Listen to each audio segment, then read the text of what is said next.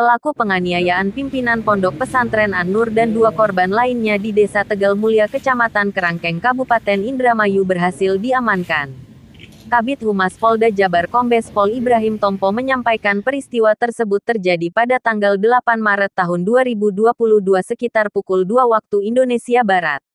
Kejadian di malam itu berawal saat pelaku tiba-tiba mendatangi kediaman Kiai F. Hanya saja di dalam rumah itu hanya ada istrinya Haja A dan keponakan Kiai F, ungkap Kabid Humas Polda Jabar saat konferensi pers di Mapolda Jabar, Kamis, tanggal 10 Maret tahun 2022. Dikatakan Kabid Humas Polda Jabar bahwa pelaku menanyakan keberadaan Kiai F. Saat itu saudari Haja A hanya menjawab bahwa suaminya tidak ada di rumah. Setelah mendapat jawaban tersebut, pelaku yang sempat keluar rumah beberapa saat kemudian masuk lagi ke dalam rumah. Pelaku langsung menyerang istri dan keponakan Kiai F saudara H hingga terluka. Tak puas melukai keluarga Kiai F, pelaku langsung menuju musala pesantren An-Nur yang berjarak tidak jauh dari rumah Kiai F. Menurut Kabid Humas Polda Jabar, pelaku berdalih bahwasannya kegiatan aktivitas zikir yang dilakukan F beda paham dengan tersangka dan tidak menyukai kegiatan tersebut. Berdasarkan pengakuan tersangka, wirid dan zikir tersebut bertentangan dengan fikih dan dianggap sebuah aktivitas pesugihan. Atas perbuatannya, pelaku dijerat pasal 338 Jo 53 KUHP dan pasal 351 KUHP dengan ancaman hukuman kurang lebih 15 tahun. Demikian dilaporkan reporter kimcipedes.com, M. Etwandi. Bapak Kiai Haji F, di mana pada saat mendatangi rumah tersebut yang ditemui adalah istri dari Bapak Kiai Haji F, saudari A. Pada saat itu tersangka mempertanyakan keberadaan dari korban atau Pak Kiai, namun dijawab oleh istrinya bahwa Pak Kiai sedang berada di musola. Nah, kemudian tersangka keluar dari rumah sesaat, kemudian balik lagi ke dalam, langsung melakukan penganiayaan terhadap istri dari Bapak Kiai Haji F, saudara A, saudari I. Nah, kemudian tersangka keluar dan di jalan ketemu dengan saudara H. Nah, akhirnya karena merasa saudara H menghalangi, saudara H juga dianiaya oleh tersangka.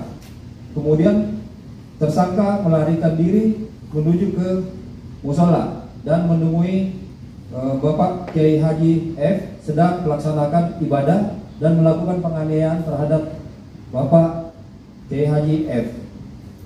Nah, dari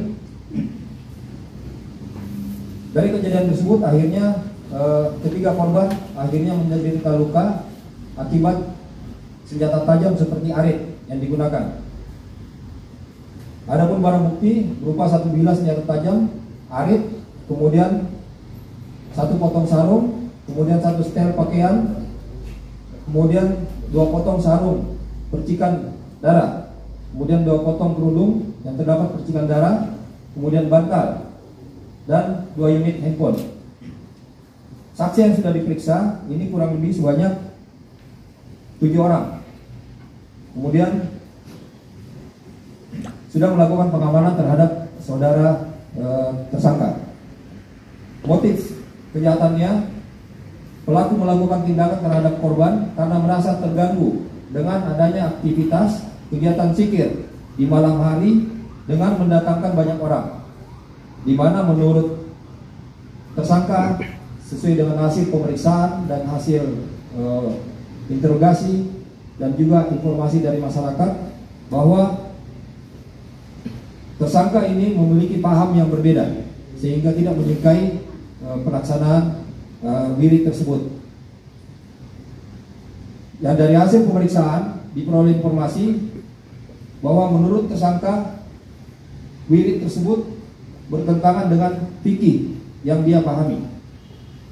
Dan ini dilakukan, dan menurut pelaku wirid tersebut dianggap sebagai nyupang atau bahasa Indonesianya dianggap pesugihan. Jadi ini memang paham yang keliru dan dimiliki oleh tersangka ini.